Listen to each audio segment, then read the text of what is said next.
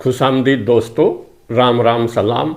मैं हूं धर्मपाल मलिक और आप सभी का धर्मपाल मलिक यूट्यूब चैनल पर स्वागत है। जैसा हम भाइयों उन लोगों की तारीख बताते हैं जिनको नए इतिहास के पन्नों के अंदर जगह मिली, उन्होंने अपना तन मन धन सब कुछ इस देश के ऊपर कुर्बान कर दिया, लेकिन उन्हें न कफन मिला और न कब्र मिली। हम ऐसे ही भूले बिसरे लोगों को जो नहीं वो याद करते हैं और लोगों को बताते हैं। ऐसा ही एक गांव है सामड़ी गोवाना के पास।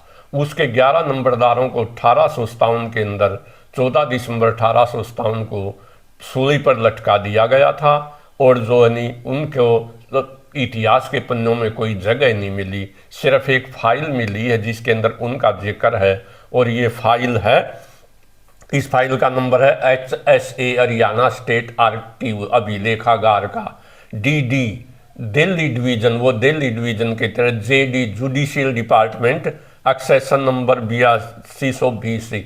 ये किताबों के ऊपर होता एक्सेशन नंबर के, ये किताब लाइब्रेरी में कहाँ मिलेगी। और फाइल नंबर है 3/1858, उसके अंदर ये फाइल मिली है और उसके अंदर ये आज भी रखी है। इन 11 नंबरदारों का जिक्र है और इन 11 नंबरदारों को फांसी क्यों दी गई थी। दिल्ली के कमिश्नर ने 3 दिसंबर 1857 को फांसी के ऑर्डर किए, 14 दिसंबर 1857 को फांसी दे दी गई।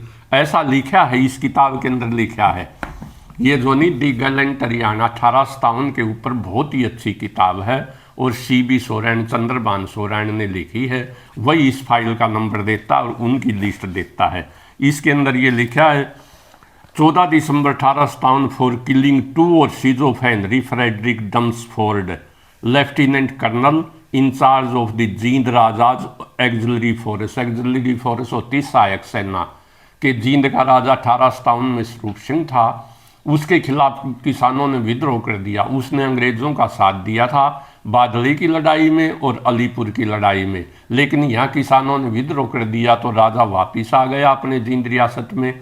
और उसकी मदद के लिए जो नहीं एक अंग्रेज लेफ्टिनेंट कर्नल सेना लेकर, घोड़ों की सेना लेकर के, एक्सिलरी फोर्स होते सहायक सेना, वो स्वरूप सिंह की मदद के लिए आ रहा था। लेकिन सामड़ी गांव के अंदर उसके 2 घोड़ों को मार दिया गया। सामड़ी गांव के लोग तो बहुत कुछ बताते हैं, लेकिन ऐसा ये रिटर्न है कि उन्होंने क्यों मारा, क्योंकि ये क्रांतिकारी गांव था। और उस एवज के अंदर इस गांव के जो नहीं वो 11 नंबरदारों को जो नहीं फांसी पे चढ़ा दिया गया था, क्योंकि उनमें से जो नहीं एक ब्राह्मण नंबरदार था पंडित हरिराम और बाकी जो नहीं वो खोखर जाट थी। ये खोखर जाटों का गांव है, आज भी इसमें खोखर जाट हैं। 3 पंचायतें बनती हैं, बड़ा अच्छा गांव है, गांव का अच्छा भाईचारा है और ये गोवाना से 17 किलोमीटर की दूरी पर है। तो इन नंबरदारों के नाम इस फाइल के अंदर लिखे हैं और ये नाम है लंबरदार बहादुर सिंह खोखर जाट, लंबरदार हरिराम ब्राह्मण, नंबर 3 लंबरदार बिरजा खोखर जाट, नंबर 4 लंबरदार अरसाए खोखर जाट, नंबर 5 लंबरदार सिंह राम खोखर जाट और नंबर 6 लंबरदार अरकू खोखर जाट, नंबर 7 लंबरदार लीगड़ खोखर जाट, नंबर 8 लंबरदार जमुना खोखर जाट, नंबर 9 लंबरदार धम्मी खोखर जाट, नंबर 10 लंबरदार अर्दयाल खोखर जाट और नंबर 11 लंबरदार रामरीफ खोखर जाट। लेकिन मज़े की बात यह है कि आज तक इन नंबरदारों को हरियाणा की तारीख के अंदर, हरियाणा की हिस्ट्री की किताबों के अंदर कोई जगह नहीं मिली। ये किसी ने बिल्कुल ठीक ही कहा है जी, जब वक्त गुलशन पे पड़ा तो लहू हमने दिया, अब बाहर आई है तो कहते हैं तेरा कोई काम नहीं। तो ऐसा ही कुछ इन हमारे नंबरदारों, हमारे इन शहीदों के साथ हुआ है और हम इस जनता को, हरियाणा की जनता को, उन्हीं भाइयों को, उन्हीं जन हमारे पुरखों के नाम याद दिलाना चाहते हैं जिन्होंने सब कुछ कुर्बान कर दिया, लेकिन उनकी सच्ची तारीख भी नहीं लिखी गई है। अब हम कहते हैं, जब मैं गांव जोनी सामड़ी के अंदर गया तो लोगों ने हमें बताया कि हमने खोखर जाटों ने ही जोनी मोहम्मद गौरी को मारा था। जैसा कि हम तारीख को पढ़ते, मोहम्मद गौरी और पृथ्वीराज के चौहान के बीच मध्य त्रावड़ी के अंदर 2 लड़ाइयाँ लड़ी गई थी। त्रावड़ी की पहली लड़ाई 1191 में जिसमें पृथ्वीराज चौहान जीत गए और दूसरी लड़ाई 1192 में जिसके अंदर मोहम्मद गौरी जीत गया और दिल्ली के ऊपर जो है नी मुसलमानों का कब्जा हो गया। लेकिन उस मोहम्मद गोरी को मारने वाले कौन थे? वो जिला जेलम के अंदर 1206 के अंदर दमयक नामक स्थान पर, जो साल्ट रेंज के अंदर है, इंडस नदी और जेलम नदी के बीच में, वहाँ खोखरों की बहुतायत है। और उन खोखरों ने मारा था 1206 के अंदर दमयक नामक स्थान के ऊपर। तो वो वहाँ क्या लेने आया था? 1205 के अंदर खोखरों ने उसके खिलाफ विद्रोह कर दिया। कुतुबुद्दीन ऐबक लाहौर का गवर्नर था या दिल्ली का गवर्नर कहो, वो उस विद्रोह को दबा न सका। खोखरों के विद्रोह को दबाने के लिए जोनी बहुत बड़ी सेना लेकर के खुद जोनी मोहम्मद गोरी आया 1205 के अंदर, उसने खोखरों को हरा भी दिया। लेकिन 1206 में जब वो वापस जा रहा था तो दमक नामक स्थान पर जो है नी, रात को उसने वो ठहरा हुआ था, उसने अपना लश्कर डाला हुआ था। खोखरों ने इकट्ठे होकर उसके ऊपर अटैक किया और जो नी उसको उसका कत्ल कर दिया। ऐसा तारीख के अंदर मिलता है। तारीख में ये भी मिलता है कि उसको मारने उस ग्रुप का लीडर जो था वो रामलाल खोखर था। अब और वो रामलाल खोखर जाट था, ऐसा जिला जोनी जेलम की तारीख के अंदर भी मिलता है। और जोनी अगर हम खुशवंत सिंह भी अपनी किताब the history of six volume 2 के अंदर लिखता है कि इस पंजाब के अंदर जाटों की बहुतायत थी, जाट ज़्यादा थे। और वो 1881 की ये जनगणना का इस किताब का उदाहरण देता है। इसके अंदर खुशवंत सिंह बताता है, ये लिख रखा है साफ, बिल्कुल ये अंडरलाइन कर रखा मैंने, कि सन 1800 के जिसकी रिपोर्ट 1883 में आई थी, तो 1883 की जनगणना के अंदर पंजाब के अंदर जाटों की जनसंख्या थी 44,32,750 और राजपूतों की जनसंख्या थी 1883 में 16,77,569। इसी प्रकार इस पंजाब के अंदर 1931 के अंदर फिर जाति के आधार पर जनगणना की गई थी। 1931 की जनगणना के अंदर जाट थे पंजाब के अंदर 48,55,426 और राजपूत थे 1931 के अंदर 18,74,325। ये आंकड़ा खुशवंत सिंह देता है और इस किताब के आधार पर देता है। और ये किताब है दी पंजाब कास्ट डेंजल लीबिटसन ने लिखी थी। डेंजल लीबिटसन 1907 में पंजाब का लेफ्टिनेंट गवर्नर भी था और उसने 1870 में ICS ऑफिसर बन के भारत आया था और वो पंजाब हमारे करनाल डिस्ट्रिक्ट का सेटलमेंट ऑफिसर कई साल तक रहा।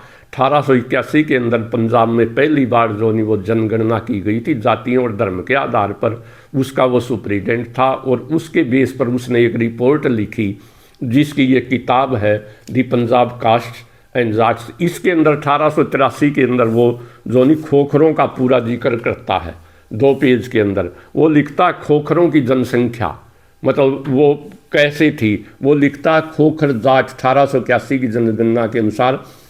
तो खोखर, एक तो खोखर जिला जेलम के अंदर और पाकिस्तानी पंजाब में अपने आप में एक जाति है जिनका गोत भी खोखर है, वो अपनी जाति भी खोखर लिखते हैं। और ऐसा इस किताब के अंदर लिखा है। उनकी जनसंख्या 36,137 जो जिनका गोत भी खोखर और जाति भी खोखर लिखते हैं। दूसरे हैं खोखर राजपूत, उनकी जनसंख्या 55,380। तीसरे लिखते खोखर जाट, उनकी जनसंख्या 42,331। और एक अवान जाट है जिनका गोत खोखर है, वो अपने आप को लिखते हैं अवान खोखर। उनकी जनसंख्या जो 1881 में थी 18,388। और अवान खोखर ये आगे लिखते हैं, ये इसी किताब के अंदर ये लिखा हुआ है, ये चैप्टर है खट्टर, जय हमारे मुख्यमंत्री मनोहर लाल जी खट्टर थे। ये अवान ये लिखते हैं कि खट्टर भी हमारे भाई हैं, वो हमारे अंदर से निकले हैं। ऐसा इस किताब के अंदर साफ शब्दों के अंदर लिखा हुआ है। इन खोखरों का एक अपना इतिहास है। हरियाणा के अंदर हिंदू जाट खोखर हैं। रोहतक के अंदर भी किला होता था जिसको खोखरों का किला कहते थे, आज भी उसके खोखरा कोट कहते हैं, उसके अवशेष बाकी हैं। इसी प्रकार राजस्थान के अंदर, वेस्टर्न यूपी में और हरियाणा में खोखरों की खापें हैं। और ये सामड़ी गांव भी जोनी खोखर जाटों का एक बहुत बड़ा गांव है। अब खोखरों का इतिहास में कैसे नाम मिलता है, ऐसा भी कहते हैं लोग। जो इराक का राष्ट्रपति था सद्दाम हुसैन, वो भी अपने आप को खोखर जाट कहता था। और खोखरों का इतिहास में क्या जिक्र है, खोखरों का सबसे पुराना गांव पिंड दादन है जो अपने आप को जाट खोखर कहते हैं और राजपूत खोखरों से अलग मानते हैं। ये ऐसा इस किताब के अंदर लिखा हुआ है। अवान अपने आप को मुहम्मद का वंशज मानते हैं और जो कहते हैं कि हम गजनी से आए थे। और कुतुब शाह कुरैश के जो वो मोहम्मद शाह का वंशज था और हम उसके वंशज हैं। लेकिन जोनी जेलम के खोखर जोनी वो अपने आप को हिंदू जाटों का वंशज मानते हैं। और जिला जेलम की भी एक तारीख है, किताब है तारीख जिला जेलम, उसके अंदर भी ये साफ शब्दों में लिखा है कि खोखर अपने आप को जाटों का वंशज मानते, हिंदू जाटों का वंशज मानते और वो जाट हैं। सिरसा के अंदर भी जो 1881 की जनगणना के अंदर लिखा खोखर गोद के वाल्मीकि भी थे 1881 में। शाहपुर डिस्ट्रिक्ट के खोखर अपने आप को हिंदुओं के वंशज मानते हैं, ऐसा कर्नल डेविज ऐसा लिखता है। जेलम और चिनाब नदी की घाटी में और जिला झंग और शाहपुर में खोखर बहुतायत में पाए जाते हैं। खोखर जेलम नदी और दरिया सिंध के मध्य के क्षेत्र में साल्ट रेंज नियर रावलपिंडी में भी रहते हैं। नोट, पिंड दादन गांव, अच्छा पिंड दादन एक गांव है पंजाब के अंदर, वो कहते हैं खोखरों ने बसाया था, उनके चीफ ने बसाया था। पिंड दादन गांव जहांगीर के समय में एक खोखर चीफ ने बसाया था, ऐसा पंजाब चीफ्स नामक किताब में पेज नंबर 589 के ऊपर लिखा हुआ है। ये जो है chiefs and notice family of Punjab, ये जो 1870 में लिफिल ग्रिफिन ने लिखी थी। और उसने जींद नाबा और पटियाला राजा जो पंजाब नामक किताब भी लिखी थी, वो भी मेरे पास है। ये इसी प्रकार जो मुस्लिम इतिहासकार ये भी लिखते हैं कि तैमूर लंग के समय में खोखरों का लाहौर जो वो लाहौर के ऊपर खोखरों का राज था, जब 1398 के अंदर तैमूर लंग जो आया और उसने दिल्ली की भी ईंट से ईंट बजा दी थी, उस समय खोखरों का राज था। आईनी अकबरी के अंदर भी लिखा है कि जिला होशियारपुर के अंदर एक परगना था 10वां, जिसके अंदर खोखरों का राज था और खोखर बहुतायत में पाए जाते हैं। इसी प्रकार जो एक इतिहासकार हुआ अंग्रेज मिस्टर स्टीडमैन, वो खोखरों की करेक्टरिस्टिक लिखता है। मिस्टर स्टीडमैन लिखते हैं कि खोखर बहुत अच्छे किसान होते हैं, हार्ड वर्किंग मेहनती होते हैं और मितव्ययी बहुत कम खर्च करने वाले होते हैं और अपराध से दूर रहते हैं। ये उनकी करेक्टरिस्टिक है। सन 1857 में हरियाणा के अंदर मैं स्पष्ट कर दूं, 134 गांव जो उनको आग लगाई गई थी और जो 51 गांव को नीलाम किया गया था, ऐसा स्टेट गजटियर ऑफ हरियाणा के अंदर में लिखा हुआ है, जो सन 2001 में चौधरी ओम प्रकाश चौटाला के समय में लिखा गया था। इसी प्रकार हम लिखते हैं, हम जो ये कह सकते हैं उनको जो खोखर नंबरदारों को जो गांव सांबड़ी के थे, उनको जो इतिहास में जगह मिलनी चाहिए तो वो नहीं मिली और मिलनी चाहिए। किसी ने बिल्कुल ठीक ही लिखा है कि उनकी तुरबत होता कब्र, उनकी तुरबत पर तो एक दिया भी नहीं, जिनके खून से जलता है चिरागे वतन, जगमगाते हैं मकबरे उनके जो शहीदों के बेचा करते थे कफन।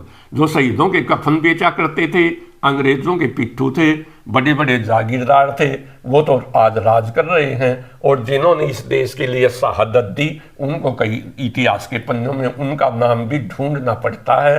पढ़ना चाहते हैं वो वीडियो पर आधारित ना रहें, बल्कि किताबें पढ़ें। तो ये थी मोटी मोटी बातें। भाइयों, अगर आपको वीडियो पसंद आई हो तो इसे शेयर करना, चैनल को सब्सक्राइब करना।